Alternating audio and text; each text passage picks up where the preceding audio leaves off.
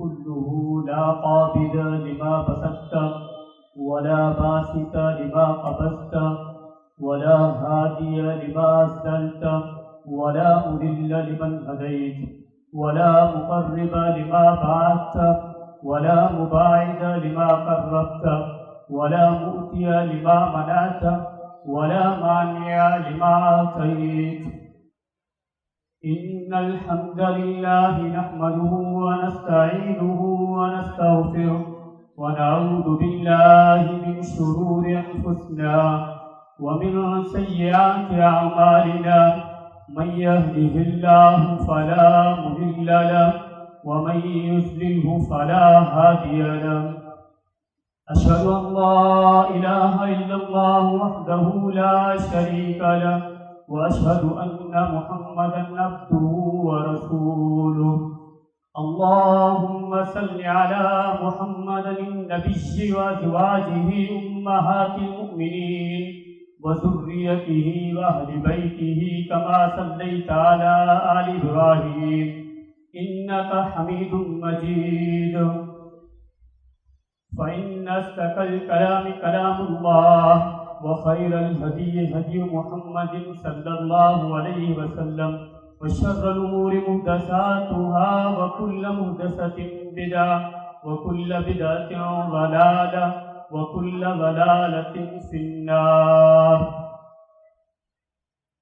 أعوذ بالله السميع العليم من الشيطان الرجيم من همزه ونفخه ونفثه.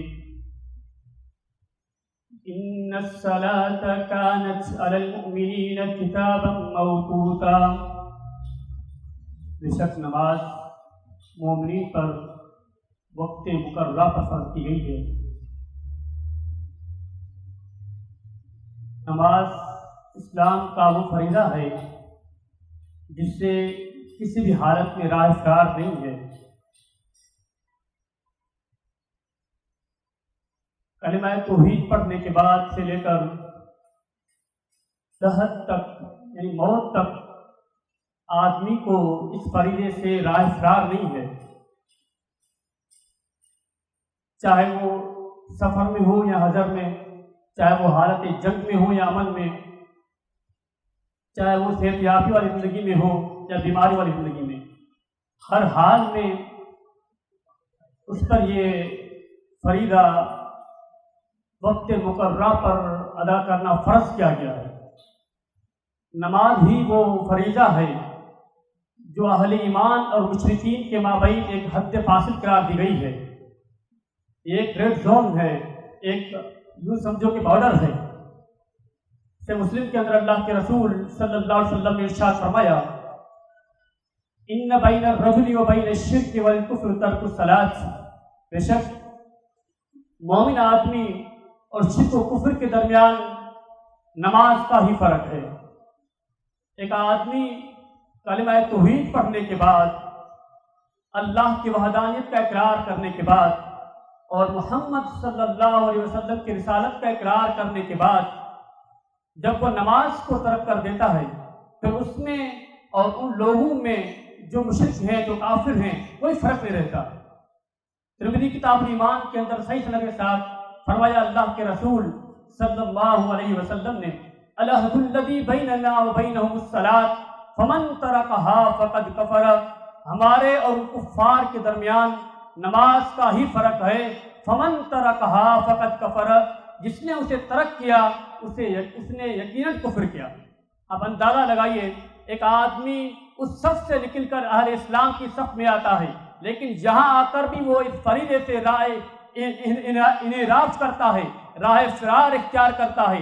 پھر ان میں کوئی فرق نہیں ہے جو اس صف کو چھوڑ کر آیا ہے جو اہل کفار کا صف تھا. تو ہمیں دیکھنا چاہیے کیا یہ وہ نماز جس کو ہم بالکل معمولی عمل چھوڑ کر چھوڑ دیتے ہیں، یا یوں کہ ہم اس کو ترک کر دیتے ہیں، یا یوں کہ ہم دنیا کے اندر مشغول ہو کر اسے ایک ضروری یا ایک عظیم فریضہ ہی سمجھتے اور اس کو یہ سمجھتے ہیں کہ ہم اپنی مصروفیات سے فارغ ہونے کے بعد یا ہمیں اپنی مشغولیات کے اندر اگر ٹائم ملا تو ہم نماز کو پڑھ لیں گے، یعنی نماز کو ہم نے اس کھانے میں رکھ دیا ہے، جب ہمیں ٹائم ملے، وقت ملے، اس کے بعد ہم ادا کریں گے۔ یہ تو وہ فریضہ ہے جس کے ترک پر اللہ تعالیٰ نے جنگ کا اعلان کیا۔ فرمایا سورہ توبہ کے اندر فَإِن تَابُوا وَأَقَامُوا الصَّلَاةَ وَآتَوُا الزَّكَاةَ فَخَلُّوا سَبِيلَهُمْ، اگر یہ کفر سے توبہ کریں، نماز کی ادائیگی کریں اور زکوٰۃ کی ادائیگی کریں، پھر تم ان کا راستہ نہ روکو، یعنی پھر جنگ بندی ہو سکتی ہے۔ جبکہ وہ نماز کو قائم کرنے والے ہوں، زکوٰۃ کی ادائیگی کرنے والے ہوں، پھر ان سے جنگ بندی ہو سکتی ہے، بصورت دیگر ان سے جنگ جاری رہے گی، بلکہ وہ ہمارے دینی بھائی بھی قرار نہیں پائے جائیں گے اہل ایمان کے۔ فرمایا دوسری آیت کے اندر فَإِن تَابُوا وَأَقَامُوا الصَّلَاةَ وَآتَوُا الزَّكَاةَ فَإِخْوَانُكُمْ فِي الدِّينِ، جب وہ کفر سے توبہ کریں، نماز کو قائم کریں، زکوٰۃ کی ادائیگی کریں، پھر وہ تمہارے دینی بھائی ہو سکتے ہیں۔ یعنی اگر وہ نماز کو قائم نہیں کرتے، زکوٰۃ کی ادائیگی نہیں کرتے، اس وقت تک نہ ان سے جنگ بند ہو سکتی ہے، نہ اس وقت تک وہ تمہارے دینی بھائی تصور کیے جائیں گے، بلکہ اللہ کے رسول صلی اللہ علیہ وسلم نے تو فرمایا سے بخاری سے مسلم کے اندر امرت ان اقاتل الناس حتی یشہدوا لا الہ الا اللہ وان محمد الرسول اللہ، مجھے تو یہ حکم دیا گیا ہے کہ میں ان لوگوں سے اس وقت تک لڑتا رہوں، اس وقت تک جنگ کرتا رہوں جب تک وہ اس بات کی گواہی نہ دیں کہ اللہ کے علاوہ کوئی الہ نہیں، اور یہ کہ محمد صلی اللہ علیہ وسلم اللہ کے رسول ہیں۔ وَأَقِيمُوا الصَّلَاةَ وَيُقِيمُوا الصَّلَاةَ وَيُؤْتُوا الزَّكَاةَ، اور وہ یہ کہ نماز کو قائم کریں، زکوٰۃ کی ادائیگی کریں۔ فَإِذَا سَمُوا مِنِّي فَإِذَا فَعَلُوا ذَلِكَ سَمُوا مِنِّي دِمَاءَهُمْ وَأَمْوَالَهُمْ، جب وہ ایسا کرنے لگیں، یعنی وہ نماز کو قائم کریں، زکوٰۃ کی ادائیگی کریں، اس وقت جب اللہ کی وحدانیت کا اقرار کرنے کے بعد، محمد صلی اللہ علیہ وسلم کی رسالت کا اقرار کرنے کے بعد وہ نماز کو قائم کریں، زکوٰۃ کی ادائیگی کریں، پھر انہوں نے مجھ سے اپنے مال اور اپنے خون کو محفوظ کر لیا، الا بحق الاسلام، ہاں مگر اسلام کے حقوں سے وصول کیا جائے گا، وحسابہم علی اللہ، اور ان کا حساب اللہ کے ذمے پر ہے۔ اور اس کے بعد آپ دیکھیے کہ اللہ کے رسول صلی اللہ علیہ وسلم نے فرمایا کہ مجھے حکم دیا گیا، اللہ نے حکم دیا یہ کہ ان لوگوں سے جنگ کرنے کا جو اللہ کی وحدانیت کا اقرار کرنے کے بعد نماز کو قائم نہیں کرتے۔ نماز کی حفاظت کا ہمیں حکم دیا گیا۔ اللہ تعالیٰ نے فرمایا حافظوا علی الصلوات، نماز کی حفاظت کرو۔ یہ حافظو کا جو یہ باب مفاعلہ سے تعلق رکھتا ہے، یعنی مستقل طور پر ایک کے بعد دیگرے مسلسل طور پر اللہ تعالیٰ نے فرمایا والذین هم علی صلواتہم یحافظون، اور وہ لوگ جو نمازوں کی مستقل اور مسلسل طور پر ایک کے بعد دیگرے حفاظت کرتے ہیں، اولئک هم الوارثون، یہی وارث ہیں، الذین یرثون الفردوس هم فیہا خالدون، یہ جنت الفردوس کے وارث ہیں جس میں وہ ہمیش رہیں گے۔ دوسری جگہ پر فرمایا سورہ معارج کے اندر والذین هم علی صلاتہم یحافظون، اور وہ لوگ جو نمازوں کی مسلسل مستقل طور پر ایک کے بعد دیگر حفاظت کرتے ہیں، اولئک فی جنات مکرمون، پھر وہ جنت میں عزت کے ساتھ رہیں گے۔ لیکن اگر کوئی آدمی نمازوں کی حفاظت نہ کرے اور پھر اس کے بعد اس کے لیے اللہ تعالیٰ نے قرآن مجید کے اندر ارشاد فرمایا فَخَلَفَ مِن بَعْدِهِمْ خُلُوفٌ أَضَاعُوا الصَّلَاةَ، اس کے بعد ایسے ناخلف لوگ پیدا ہوئے جنہوں نے نمازوں کو ضائع کر دیا، فَسَوْفَ يَلْقَوْنَ غَيًّا، ان قریب وہ جہنم کے اندر جھونک دیے جائیں گے۔ وہ لوگ جو نمازوں کی محافظت نہیں کرتے، نمازوں کی محافظت کرنے والے کے بارے میں بتایا کہ وہ جنت کے وارث ہیں، جنت الفردوس کے وارث ہیں، وہ جنت کے اندر باعزت طریقے سے رہیں گے۔ لیکن وہ لوگ جو نمازوں کو ضائع کرتے ہیں، پھر ان کا انجام بتایا کہ وہ جہنم کا ایندھن ہوں گے۔ اللہ کے رسول صلی اللہ علیہ وسلم نے ارشاد فرمایا، عبداللہ بن عمر رضی اللہ عنہ بیان کرتے ہیں مساحمت کے اندر صحیح سند کے ساتھ کہ من حافظ علیہا کانت لہ نورا و برہان و نجات یوم القیامہ، جو کوئی نمازوں کی محافظت کرتا ہے یک کے بعد دیگرے تو ان کے لیے قیامت کے دن نور، برہان اور نجات ہوگی۔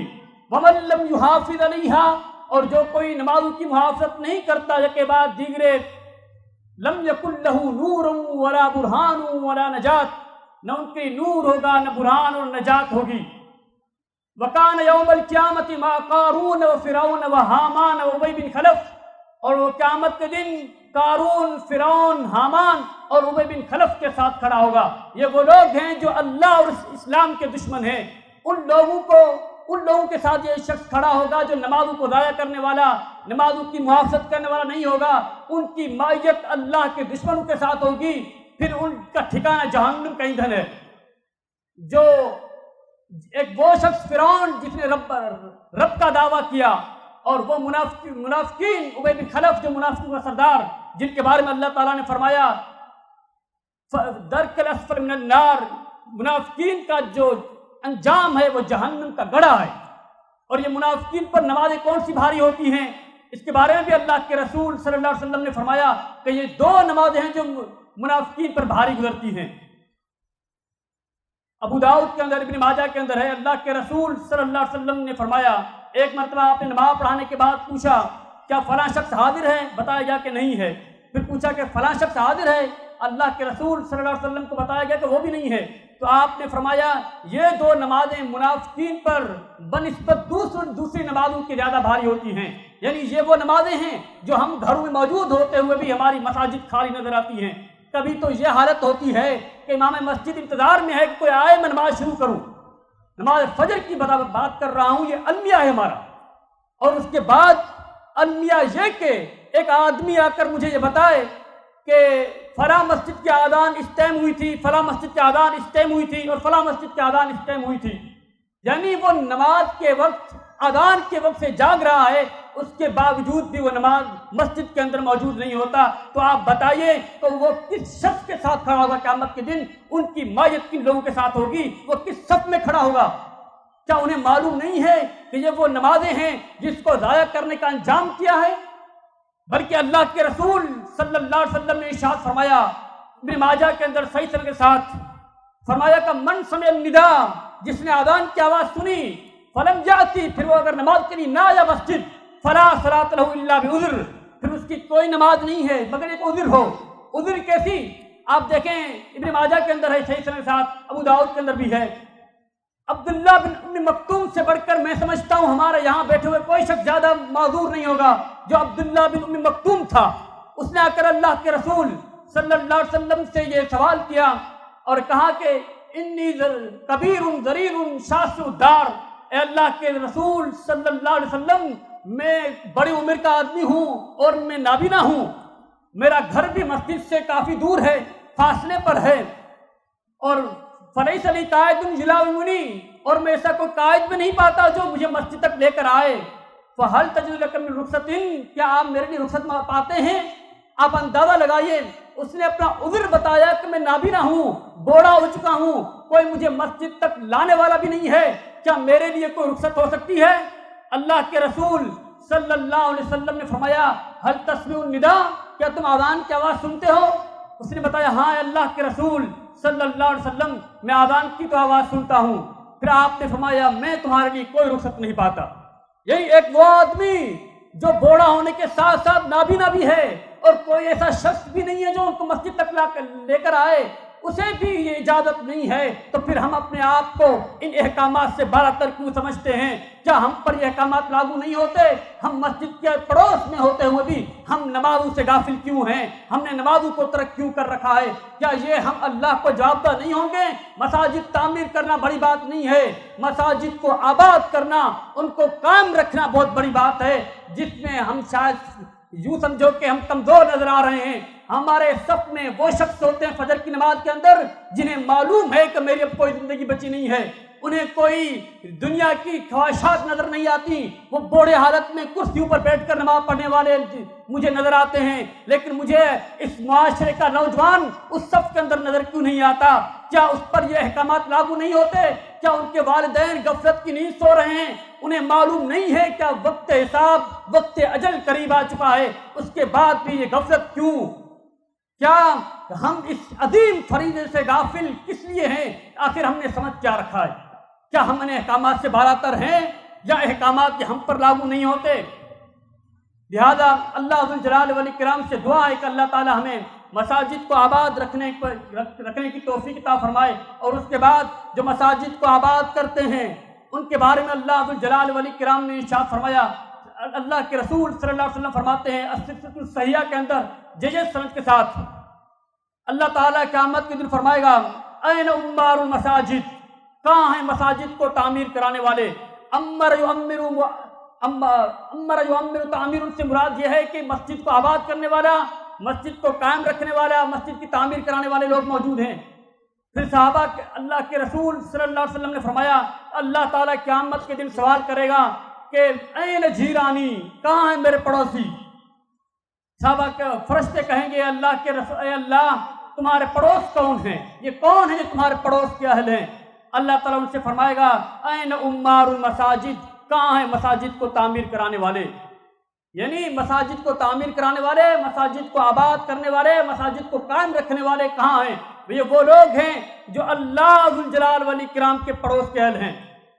تو کیا ہم نہیں چاہتے کہ ہم اللہ ذوالجلال والاکرام کے پڑوس ہوں، ہم رسول اللہ کی معیت حاصل کریں؟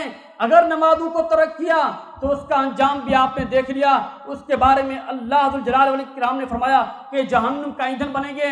رسول اللہ نے فرمایا کہ یہ اللہ کے دشمنوں کے معیت میں ہوں گے، اللہ کے دشمن کے صفوں میں ہوں گے۔ تو ہمیں اپنے صفوں کی تعین کرنا چاہیے کہ ہم قیامت کے دن کس صف میں ہوں گے، ہم کہاں کھڑے ہوں گے۔ کیا ہمیں معلوم ہے کیا جو اعمال ہم کر رہے ہیں ان اعمال پر ہمیں یہ یقین ہے کہ ہم کل محمد الرسول اللہ کی معیت میں ہوں گے؟ کہیں ایسا نہ ہو کہ ہم اللہ کے دشمنوں کی معیت میں کھڑے نہ ہو جائیں۔ اللہ سے استغفار کیجئے اور اپنے لیے دعا کیجئے کہ اللہ تعالی ہمیں ان لوگوں کے اندر شامل کرے جن کے بارے میں فرمایا اولئک هم الوارثون الذین یرثون الفردوس هم فیہا خالدون۔ اقول قولی ھذا استغفر اللہ لي ولکم۔